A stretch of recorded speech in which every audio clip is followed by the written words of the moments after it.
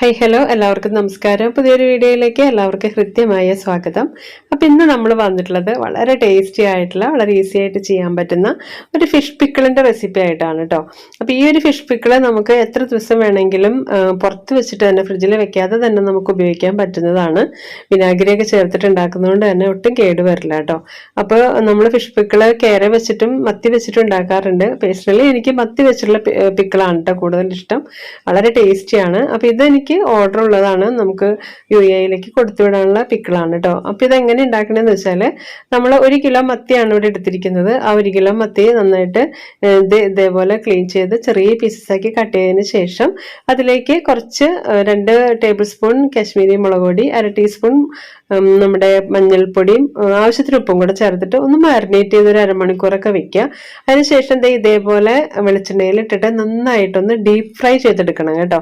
നന്നായിട്ട് മുരിഞ്ഞ് കിട്ടണം. അപ്പോഴാണ് നമുക്ക് നല്ല ടേസ്റ്റ് ഉണ്ടാവുള്ളൂ പിക്കിള് കഴിക്കാനായിട്ട്. അതേപോലെ തന്നെ കുറച്ച് ദിവസം കേടുകൂടാതെ നമുക്ക് ഇരിക്കണമെങ്കിൽ തന്നെ ഇതേപോലെ ഡീപ്പ് ഫ്രൈ ചെയ്തെടുക്കണം. അപ്പം ഞാനിവിടെ പിക്കിള് മത്തിയെല്ലാം നന്നായിട്ട് ഡീപ്പ് ഫ്രൈ ചെയ്തെടുത്തിട്ടുണ്ട്.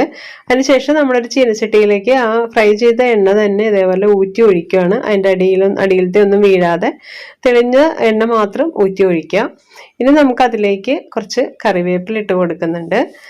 നല്ലൊരു ഫ്ലേവറൊക്കെ കിട്ടാൻ വേണ്ടിയിട്ടാണ്. ഇനി അതിലേക്ക് നമ്മൾ ഇട്ട് കൊടുക്കുന്നത് ഒരു 5 പച്ചമുളക് വട്ടത്തിലരിഞ്ഞതും, ഒരു 3 ടേബിൾ സ്പൂൺ ഇഞ്ചി ഇതേപോലെ ചെറുതാക്കി ചോപ്പ് ചെയ്തും കൂടി ഇട്ട് കൊടുക്കാം. അതേപോലെ തന്നെ ഒരു 50 ഗ്രാം വെളുത്തുള്ളി ഇതേപോലെ ഒന്ന് കട്ട് ചെയ്തിട്ട് ഇട്ട് കൊടുക്കുന്നുണ്ട്. ഇനി ഇതെല്ലാം കൂടെ നന്നായിട്ടൊന്ന് വഴണ്ട് ഒരു ചെറിയ ബ്രൗൺ കളർ ആവണം കേട്ടോ.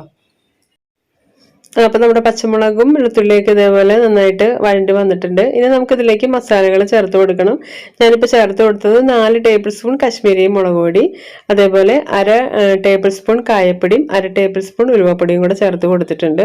ഇനി ഇതിൻ്റെയൊക്കെ പച്ചമണമൊക്കെ മാറി നന്നായിട്ടൊന്ന് മൊരിഞ്ഞ് വരുമ്പോൾ ഇതിലേക്ക് നമുക്ക് വിനാഗിരി ചേർത്ത് കൊടുക്കണം. അപ്പോൾ വിനാഗിരി ഞാനിവിടെ ഒരു 1.5 ഗ്ലാസ് വിനാഗിരി എടുത്തിട്ടുണ്ട് കേട്ടോ. വിനാഗിരി നന്നായിട്ട് ചേർത്ത് കൊടുക്കുന്നുണ്ട്. കാരണം എന്ന് വെച്ചാൽ നല്ല ഒരു പുളിരസം വേണം, പുളി കൂടുതൽ നിൽക്കണം ഫിഷ് പിക്കിളിൽ എപ്പോഴും. അത് മാത്രമല്ല അച്ചാറൊക്കെ ആകുമ്പോൾ കേട് വരാതിരിക്കാനൊക്കെ വിനാഗിരി കൂടുതൽ ചേർത്ത് കൊടുക്കുന്നത് നല്ലതാണ്. അപ്പം ഇതിലേക്ക് 1 ഗ്ലാസ് നല്ല തിളച്ച വെള്ളമാണ് കേട്ടോ ചേർത്ത് കൊടുക്കുന്നത്. അപ്പോൾ 1.5 ഗ്ലാസ് വിനാഗിരിയും 1 ഗ്ലാസ് ഹോട്ട് വാട്ടറും കൂടെ ചേർത്ത് കൊടുത്തിട്ടുണ്ട്. ഇനി നമുക്ക് അതിലേക്ക് ആവശ്യത്തിന് ഉപ്പും കൂടെ ചേർത്ത് കൊടുക്കാം. അപ്പോൾ ഉപ്പും കൂടെ ചേർത്ത് കൊടുത്ത് നന്നായിട്ടൊന്ന് തിളച്ച് വരുമ്പോൾ നമ്മൾ നന്നായിട്ട് ഡീപ്പ് ഫ്രൈ ചെയ്ത് വെച്ചിരിക്കുന്ന മത്തി ഇതിലേക്ക് നമ്മൾ ചേർത്ത് കൊടുക്കുകയാണ്. ഇനി ഇതും കൂടെ ചേർത്തിട്ട് നന്നായിട്ടൊന്ന് മിക്സ് ചെയ്ത് കൊടുക്കാം.